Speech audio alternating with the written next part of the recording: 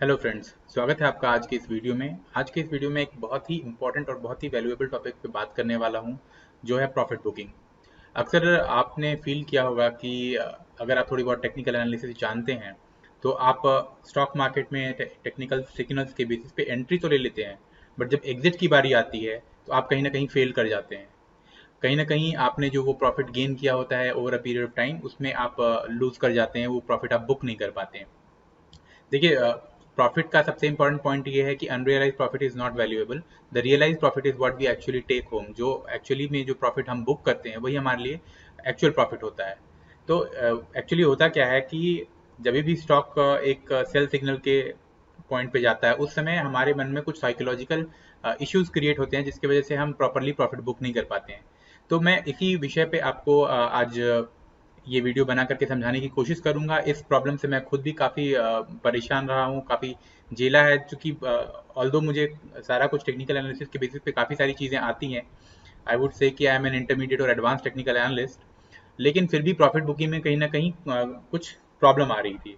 The problem is, और अभी भी मैं उस प्रॉब्लम को थोड़ा बहुत फेस कर रहा हूँ, आप भी फेस कर रहे होंगे, it is not that easy, ये इतना आसान नहीं है।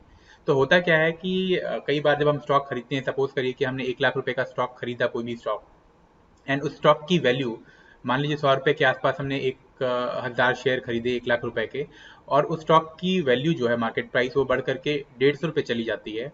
और हम जब अपने अकाउंट में देखते हैं, तो हमारी जो इन्वेस्टेड वैल्यू थी 1 लाख, उसकी वैल्यू बढ़ करके 1.5 लाख हो जाती है, और हमें 50,000 रुपये का एक अनरियलाइज प्रॉफिट होता है। और ये 100 से जो 150 के बीच की जो जर्नी होती है, वो स्टॉक डिफरेंट डेली बेसिस पे डिफरेंट साइज के कैंडल्स बना करके तय करता है। ठीक है।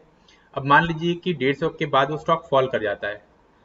अब हमें क्या प्रॉब्लम होती है कि हम जब वो 50,000 का प्रॉफिट हम देखते हैं अपने अकाउंट में, तो हमारा माइंड जो है वो मेंटली लॉक हो जाता है।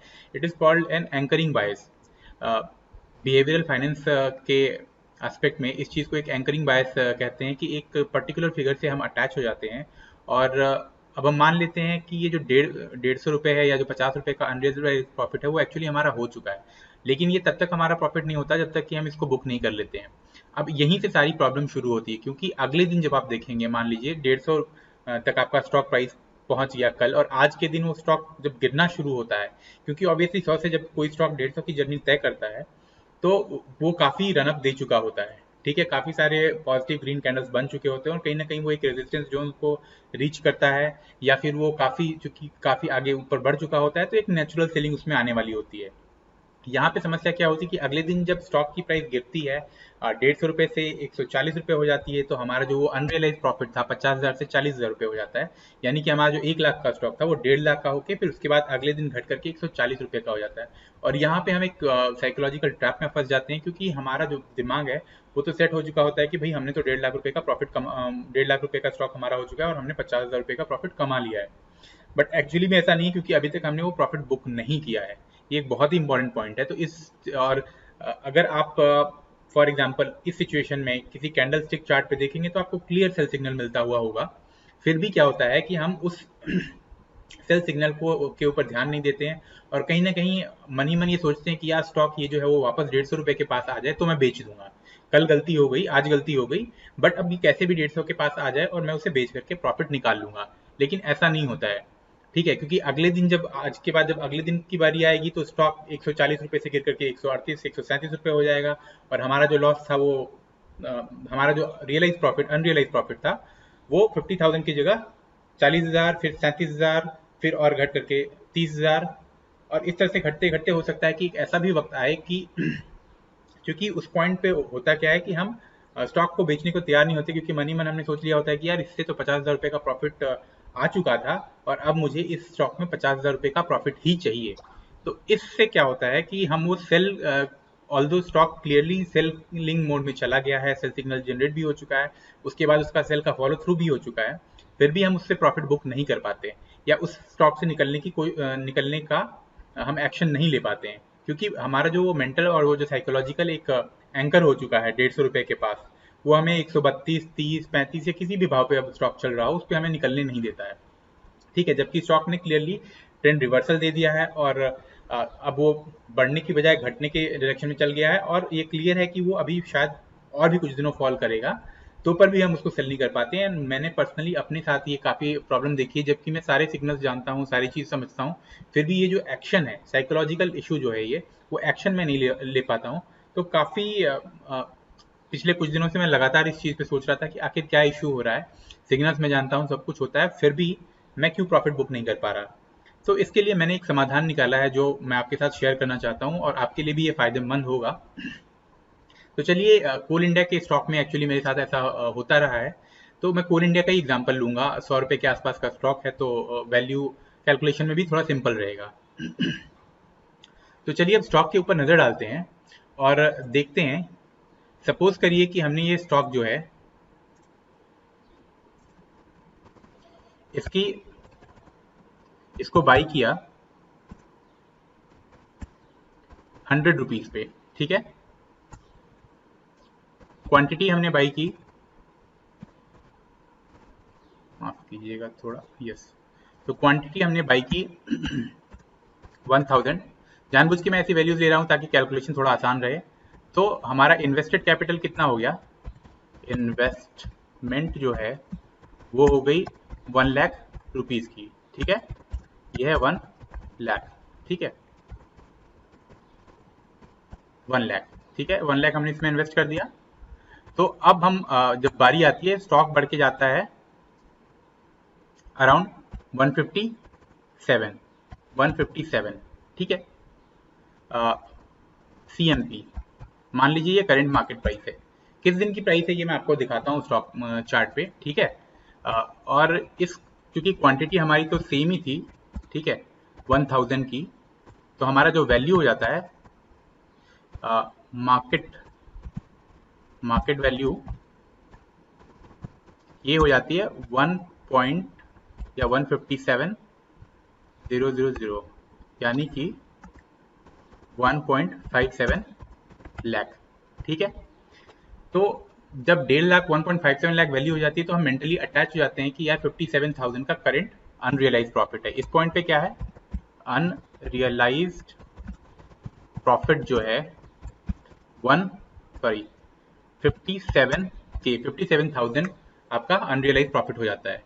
तो अब आपका माइंड जो है इस पॉइंट पे अटैच हो जाता है कि यार अब मेरा तो 57,000 का प्रॉफिट हो चुका है, इस प्रॉफिट अब मैं ये प्रॉफिट तो घर के लेके जाऊंगा। लेकिन ऐसा एक्चुअली होता नहीं, क्योंकि आपने प्रॉफिट बुक नहीं किया है। तो चलिए स्टॉक के चार्ट पे देखते हैं, ठीक है। तो एक्चुअली कोल इंडिया की प्राइस 100 एग्जैक्टली कभी नहीं रही है। तो मैंने एक अज्यूम कर सिंपल कैलकुलेशन के लिए मान लिया है कि हमने 1000 क्वांटिटी 100 पे रखा है। अब हम CMP पे जाते हैं। ये दिन जिस दिन की मैं बात कर रहा हूँ, आप इसको मैं थोड़ा सा इधर कर देता हूँ, ठीक है। स्टॉक को थोड़ा इधर ले आते हैं। ओके, ये सब काफ़ी बड़ा सा हो गया। विजिबिलिटी, ओके, ठीक है, इसको मूव कर देंगे। सो आप आ जाइए और इस दिन के ऊपर नज़र डालिए, ठीक है। ये वाला जो दिन है, यहाँ ये वाली जो लॉन्ग ग्रीन कैंडल है, ठीक है।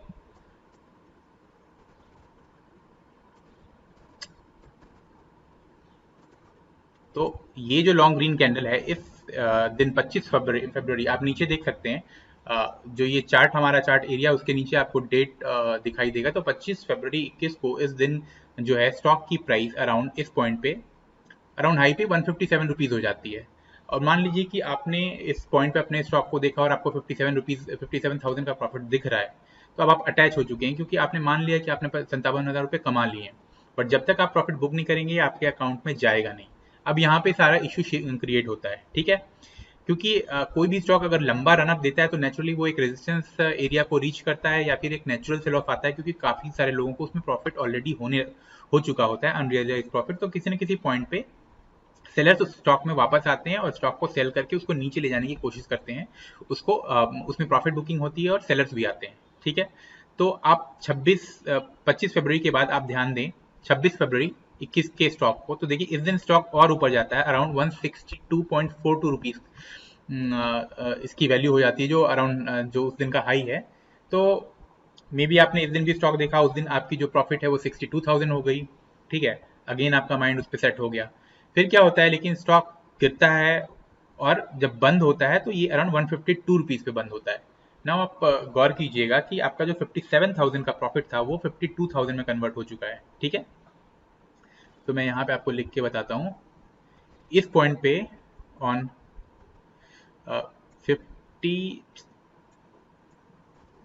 57 का प्रॉफिट हो रहा था आपको, ठीक है।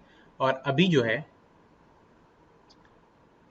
इस दिन के क्लोज पे आप क्लोज पे 52K का प्रॉफिट आपका हो रहा है, ठीक है। अब क्या है कि आपका एक मेंटल लॉक क्रिएट हो जाता है कि यार 57,000 का प्रॉफिट था, मैंने बुक नहीं किया, गलती कर दी, कैसे भी ये 52,000 चला जाए, तो 57,000 वापस चला जाए तो मैं प्रॉफिट बुक कर लूंगा, ठीक है। अब उसके बाद अगले दिन क्या होता है, फिर देखिए स्टॉक थोड़ा ऊपर खुलता है 55,000 पे, उसके बाद 54,000 के अराउंड बंद होता है, 54 पे, ठीक है, इस पॉइंट पे बंद होता है। इसको मैं हटाता हूँ, थोड़ा जूम करते हैं। तो इस पॉइंट की हम बात कर रहे हैं, और फिर अगले दिन जो होता है वो यहाँ पे, ठीक है। तो उसके बाद स्टॉक इसी लेवल पे मूव करता रहता है, और आप क्या है कि आपको लगता है कि स्टॉक शायद और ऊपर चला जाए, या आप वो एक इंडिसीजन मोड में चले आते हैं और आप प्रॉफिट बुक नहीं करते हैं। एंड देखिए ये जो सिग्नल है, ये जो 25 और 26 को मिला के जो सिग्नल बन रहे हैं, इससे clearly kind of a evenings, इसे हम कहेंगे एक bearish belt hold sort of है, शूटिंग स्टार टाइप का फॉर्मेशन है, ठीक है, 26 का। तो इसके बाद बेरिशनेस तो स्टॉक में क्लियरली आ चुकी है, एंड नेक्स्ट डेज के आप देखते हैं क्लियरली मार्केट जो है वो साइडवेज मूव कर चुका है। अब आप इस पॉइंट पे प्रॉफिट नहीं बुक करते, क्योंकि कहीं ना कहीं आप 57,000 या फिर 62,000, ये जो पॉइंट था 62,000 का, यहाँ का, इसको आप एंकर कर चुके हैं अपने माइंड में, यहाँ पे 62, ठीक है, 62 का प्रॉफिट इस सर्कल में, एंड 57 का प्रॉफिट इस सर्कल में, ठीक है। तो आपका माइंड जो है वो उस पॉइंट पे एंकर हो चुका है, ठीक है ना। आप करिएगा, मुझे एक पेन लेना पड़ेगा। तो इस पॉइंट पे आपका स्टॉक और आपका माइंड एंकर हो चुका है। अब ये जो एंकरिंग है वो आपको प्रॉफिट बुक करने नहीं दे रही, ठीक है। तो इसका सोल्यूशन क्या है, जो मैंने काफ़ी सोचने के बाद निकाला है, कि आपको ऑलवेज हर दिन जब आपका स्टॉक बढ़ रहा है, तो आपको ये रियलाइज करना है कि आप मान लीजिए कि 57,000 का है, इस कैंडल की बात करते हैं अब, ठीक है। ये वाला जो कैंडल है, इसको मैं यहाँ तक थोड़ा खींच लेता हूँ, ठीक है। और मान लीजिए ये क्या है, 46, और ये क्या है, 56। तो ये है 56 का लेवल, और ये है 46 का लेवल, ओके। तो इस पॉइंट पे तो 56 रुपीज़ का प्रॉफिट ना मान करके आपको 46 रुपीज़ से लेकर के 51 रुपीज़ का ही प्रॉफिट मानना है, क्योंकि क्या होगा कि जब आपके स्टॉक ने एक अच्छा स्विंग दे दिया है, तो नेचुरली वहाँ पे एक कोई ना कोई कैंडलस्टिक फॉर्म होगी जो एक बेरिश फॉर्मेशन दे सकती है। तो आपको मान के चलना है कि यार ये जो प्रॉफिट है अगले दिन के, मेरी जो प्रॉफिट बुकिंग है, एक्चुअल प्रॉफिट बुकिंग, वो अगले दिन के पैटर्न पे डिपेंड करेगी, क्योंकि आप जैसा मैंने बताया कि बाइंग एंड सेलिंग हम सिग्नल्स के बेसिस पे करते हैं, कोई रैंडम बाइंग एंड सेलिंग नहीं करनी है। तो चूंकि आज मान लीजिए कि ये लॉन्ग ग्रीन कैंडल बन चुकी है, आज 25 फरवरी है, एंड उस दिन हमारी सोच क्या रहनी चाहिए कि क्या हम ये पूरा लॉन्ग कैंडल स्टिक का प्रॉफिट घर लेकर के जा पाएंगे। तो ये मेंटेलिटी नहीं होनी चाहिए, क्योंकि नेचुरली आप तब तक सेल नहीं करेंगे जब तक कोई क्लियर सेल सिग्नल नहीं मिलेगा, ठीक है। तो उस केस में क्या है कि कैसे कैसे सेल सिग्नल मिल सकते हैं, कोई शूटिंग स्टार फॉर्म हो सकता है, या फिर इवनिंग स्टार फॉर्म हो सकता है, इस तरह के किसी न किसी फॉर्मेशन के थ्रू आपको एक सेल सिग्नल जनरेट होगा। यूजुअली ये जो सेल सिग्नल्स होते हैं उसमें जो नेक्स्ट कैंडल स्टिक होती है वो half way down the line form होती है। तो जैसे कि ये जो 46 से 56 तक का रनअप हुआ है, अगली जो बेरिश कैंडल स्टिक होगी वो इसके अराउंड हाफ वे फॉर्म होगी, ठीक है। मुझे राइटिंग के लिए कुछ बेटर इसमें चाहिए होगा।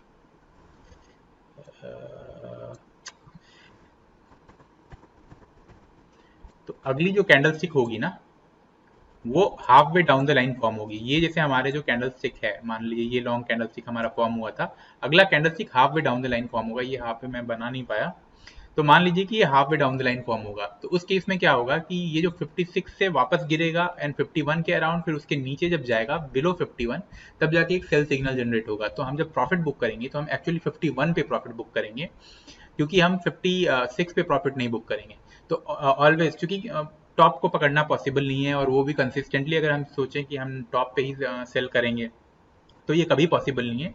And this is the reason, इसी कारण की वजह से हमें ये ट्रेडिंग के लिए बाइंग एंड सेलिंग रूल्स चाहिए होते हैं, जो हमारे एक्शंस को, बाइंग एंड सेलिंग एक्शंस को ऑब्जेक्टिव रख सकें, एक पैटर्न, एक रूल के बेसिस पे हमें क्लियर थॉट मिले, ना कि हम इमोशनल ट्रैप में फंस करके और गलत डिसीजन लें। और हो सकता है कि अगर आप सेल ना करें तो आप देखेंगे कि फिर क्या होगा कि आपने मान लीजिए ये 56 वाले डे की मिड डे लाइन है 51, ओके, आपने 51 को अपने मन में नहीं रखा हुआ है, ठीक है, एक सेकेंड, 51, ओके।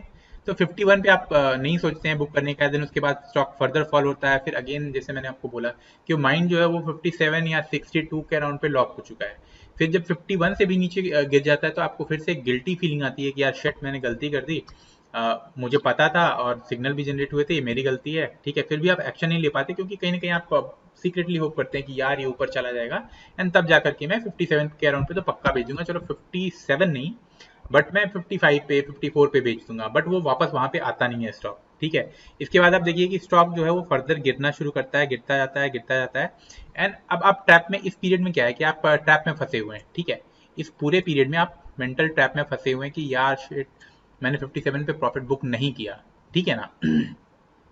57 के अराउंड आप सोच रहे थे कि 62 चला गया, 62 पे बुक करेंगे, 62 से जब नीचे आया तो फिर आप सोच रहे थे 62 पे बुक करेंगे, मतलब वो जो करंट प्राइस चल रही है उससे ऊपर आपका माइंड एंकर हो चुका है, ठीक है।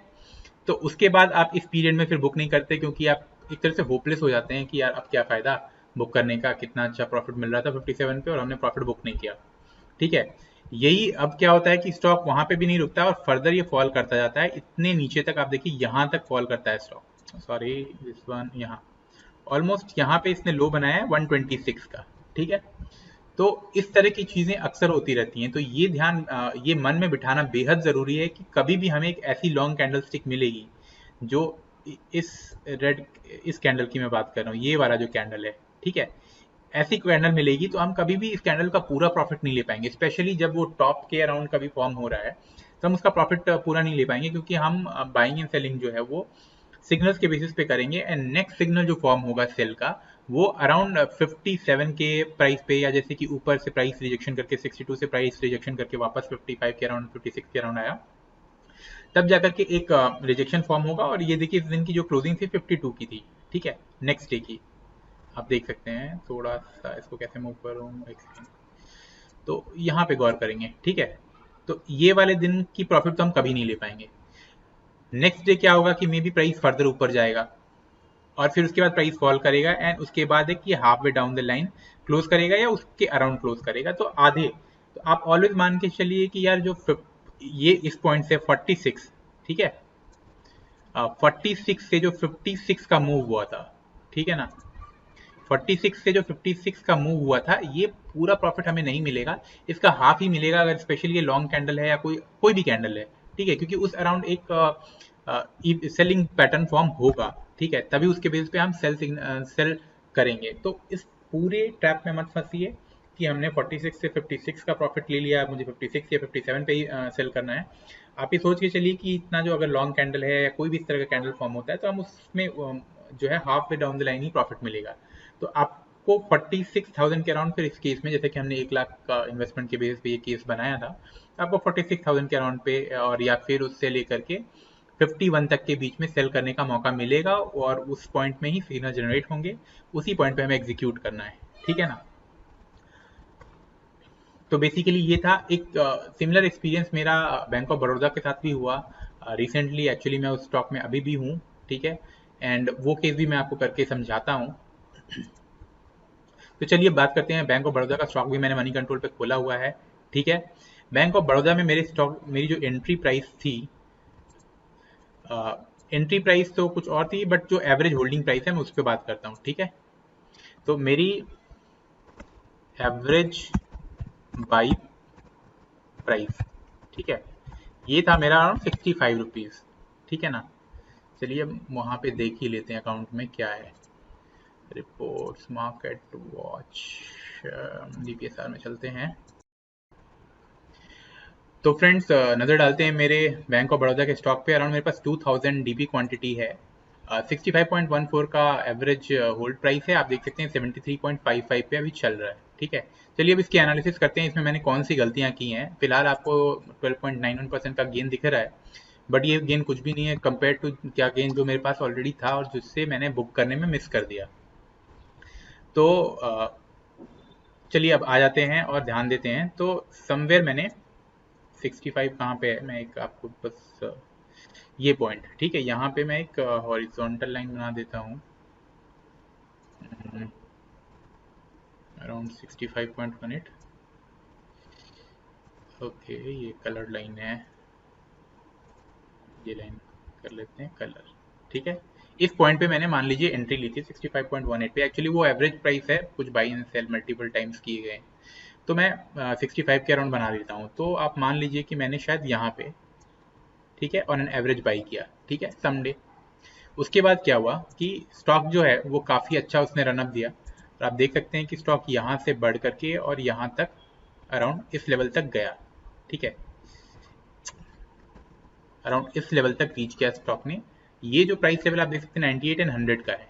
ठीक है, अब क्या है कि चूंकि मैं अपने पोर्टफोलियो को, और हर अगर स्विंग ट्रेडिंग भी आप करते हैं तो ऑन एवरी डे बेसिस तो आपको पोर्टफोलियो देखना चाहिए।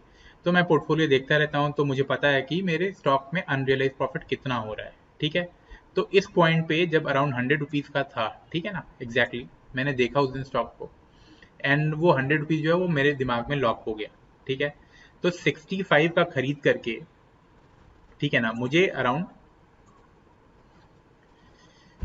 बाई जो था 65 का था। ठीक है, क्वांटिटी भी मैं डाल ही देता हूँ, क्यू टी वाई 2000 थी। ठीक है, उस समय सी एम पी जो मैं बोल रहा हूँ वो हो गया 100, मैंने 100 पे देखा। ठीक है, तो क्वांटिटी अगेन 2000, तो मुझे प्रॉफिट कितना हुआ हर शेयर पे, 35 रुपीज़। ठीक है, अनरियलाइज्ड प्रॉफिट, ठीक है, 35 रुपीज़। अब मेरे पास इसका मतलब क्या हो गया, इसका मतलब हो गया 2000 मल्टीप्लाइड बाई 35, अराउंड 70,000 का, 70,000 का। ठीक है, unrealise profit, U L, unrealise profit, U, sorry unrealise है प्रॉफिट, 70,000 का हो गया। अब मेरा जो माइंड है उस पॉइंट पे उससे एकदम अटैच हो गया। ठीक है ना, अब मैं जानता हूँ कि सिग्नल जनरेट पे मुझे सेल करना चाहिए। ठीक है, but being an investor, a trader, occasionally I am making mistakes. And उस दिन के बाद आप उसी दिन देखिए एग्जैक्टली क्या हुआ स्टॉक में। स्टॉक प्राइस जो है वो एक्चुअली फॉल करी। ठीक है, and stock fail that day, and उसने एक सेल सिग्नल जनरेट किया, आप ये देखिए। ठीक है, इस दिन पे गौर करेंगे। ठीक है, तो आप देखेंगे कि ये जो लॉन्ग कैंडल बना था, इस लॉन्ग कैंडल में, एक सेकेंड मैं इसको भी मार्क कर देता हूँ, ये जो लॉन्ग कैंडल बना था, ये जो लॉन्ग कैंडल बना था, इस लॉन्ग कैंडल में स्टॉक प्राइस जो है 85 से बढ़ करके 95 गई थी, और अगले दिन 100 भी टच कर दिया था। ठीक है, इस दिन बैंक के डाइवेस्टमेंट्स को लेकर के कुछ अच्छी न्यूज आई थी, जिसकी वजह से स्टॉक प्राइस काफी बढ़ा। ठीक है, तो उसके बाद लॉन्ग कैंडल स्टिक फॉर्म हुआ एक ग्रीन, उसके बाद यहाँ पे एक 100 टच किया ड्यूरिंग द डेज हाई, मैंने देखा उस पर 70,000 का अनरियलाइज प्रॉफिट था, मेरा माइंड वहाँ पे लॉक हो गया। एंड देन उसके बाद मैंने एक दिन दो दिन नहीं देखा शायद, या ध्यान नहीं दिया, एंड देन स्टॉक फेल। उसके बाद जब मैंने ध्यान दिया तो कहीं ना कहीं मान लीजिए आप, इस दिन मैंने थर्ड डे, इस दिन मैंने फिर से ध्यान दिया, तो मुझे रियलाइज हुआ कि मैं 100 पे प्रॉफिट बुक करना मिस कर गया।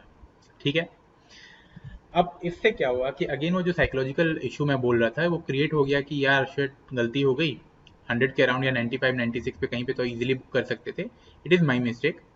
अब कैसे भी स्टॉक वापस आ जाए, क्योंकि उस समय सेंटीमेंट जो था वो बहुत स्ट्रांग था, बैंक के प्राइवेटाइजेशन की बात हो रही थी, एंड उसके वजह से सारे स्टॉक्स, ये जो रनअप आपने देखा है यहाँ से यहाँ तक, इसमें रिसेंट जो ये दो दो बड़े कैंडल्स थे स्पेशली, ये उसी वजह से फॉर्म हुए थे।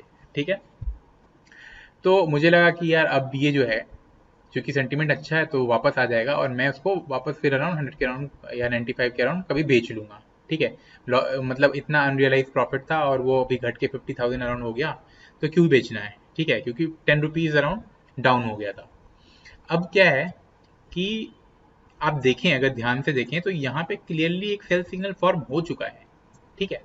बट मैंने क्या किया, मैंने मार्केट सेंटिमेंट्स की बात सुनी, मैंने अपने मन में जो एक था ना लॉस अवर्जन, कि जो अनरियलाइज प्रॉफिट था उसमें से मेरा 20,000 लॉस हो गया और मैं वो नहीं करना चाह रहा हूँ, वो ट्रिगर पुल नहीं करना चाह रहा हूँ। I stayed in that stock. उसके बाद अगले एक दो दिन में स्टॉक, और फिर देखिए ये एक दो दिन अगर छोड़ दें तो उसके बाद स्टॉक गिरा ही है, ये दिन भी गिरा, इस पीरियड में थोड़ा सा साइडवेज गया।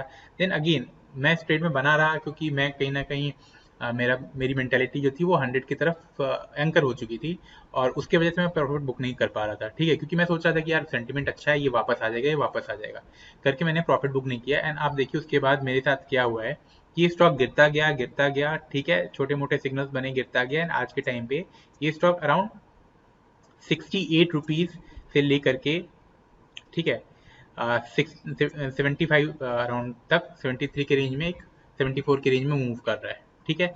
मेरे पास इस पॉइंट पे, आप गौर से देखिए, इस पॉइंट पे प्रॉफिट बुक करने का क्लियर सिग्नल था, ठीक है ना। एक सेकेंड, थोड़ा सा क्लटर। सो यहाँ पे मेरा अगेन वापस आते हैं और सोचते हैं कि क्या थॉट होना चाहिए था। तो इस दिन आप देखिए जो लॉन्ग कैंडल से जिसकी हम बात कर रहे हैं, इस दिन हमारा मान लीजिए 90 के अराउंड, तो मुझे ये मान के चलना चाहिए था कि जो 90 से 100 ये सब गया है, मेरा जो प्रॉफिट होगा इस कैंडल के हाफ डे तक ही होगा, अगर कोई सिग्नल जनरेट होता है तो अगर मैं 90 से ऊपर का प्रॉफिट छोड़ देता हूँ और 65 से 90 तक का प्रॉफिट कैलकुलेट करता हूँ, तो मेरा एक्चुअल प्रॉफिट अराउंड 25 यानी कि 50,000 रुपीज़ ही होता है। 25 रुपीज़ पर शेयर एंड 2,000 शेयर्स मेरे पास हैं, तो 50,000 रुपीज़ ही होता है। जो मैंने अगेन 100 के ऊपर अपने आप को एंकर कर लिया, वो मेरी मिस्टेक थी, ठीक है। एंड कैंडल्स के बेसिस पे क्या होता है कि कैंडल्स हमेशा हम लोग क्लोजिंग पे ही इवेलुएट करते हैं। तो क्लोजिंग बेसिस पे क्लियरली अगर नया सेल सिग्नल आएगा तो there is a high probability कि 90 के नीचे सेल बंद होकर के कोई रेड कैंडल स्टिक हमें एक सेल सिग्नल देगा, ठीक है। तो हमें उस पे हीट करना है। तो ऑलवेज क्या करना है कि अपना जो अनरियलाइज प्रॉफिट है उसको थोड़ा कम मान के चलना है। जब तक कम मान के चलेंगे तब ये हमारे में थोड़ी ऑब्जेक्टिविटी रहेगी कि यार ये जो मैक्सिमम वाला प्रॉफिट दिख रहा है ना मुझे अकाउंट में, बिकॉज स्टॉक अभी हाई पे चल रहा है, वो प्रॉफिट मुझे नहीं मिलने वाला है, वो मैं कंसिस्टेंटली बुक नहीं कर पाऊंगा। तो मुझे जो है उसमें हाफ या कुछ इस तरह का एक हेयर कट मान के चलना है कि उतना ही प्रॉफिट मैं घर लेके जाऊंगा। इन दिस केस जैसे कि क्लियरली दो लार्ज कैंडल स्टिक के साथ ये जो फॉर्मेशन हो रही है कैंडल स्टिक की, उसके बेस पे हम क्लियरली सोचेंगे कि हमें 90,000 के अराउंड ही 90,000 के अराउंड ही इसको सेल करना पड़ेगा, 90 रुपीज़ के अराउंड ही, and that will be our profit, ठीक है। तो बेसिकली ये था, और इस चीज़ को आप सोचें, बार बार सुने। मैं फिर से वीडियोस बनाऊंगा इस पॉइंट पे, और भी स्टॉक पैटर्न्स या चार्ट्स ढूंढ करके जहां मैंने पहले गलतियां करी हैं, ताकि ये क्लियर हो पाए व्यूअर्स को कि एग्जैक्टली क्या गलतियां हो रही हैं, ठीक है। और अब मैं सोचता हूँ कि I think now I am more prepared. काफ़ी दिनों से मैं ट्रेड कर रहा हूँ, फिर भी ये इशू कहीं ना कहीं आ रहा था क्योंकि मैं फुली डेडिकेटेड नहीं था, because I hold a full time job. But अब मैंने अपनी ट्रेडिंग को नेक्स्ट लेवल पे ले जाने के लिए डिसाइड कर लिया है। तो अब मैं उस छोटे छोटे जो नॉचेज हैं, जो जो गांठें पड़ी हुई हैं, उनको निकालने की कोशिश कर रहा हूँ। तो चलिए कोशिश करेंगे, साथ में एक अच्छा ट्रेडर बनेंगे। चैनल को अगर आपने सब्सक्राइब नहीं किया तो सब्सक्राइब कर लें। अगर आपको ये वीडियो पसंद आई हो तो वीडियो को लाइक एंड शेयर करना ना भूलें। मिलते हैं किसी अगले वीडियो में, तब तक के लिए जय हिंद।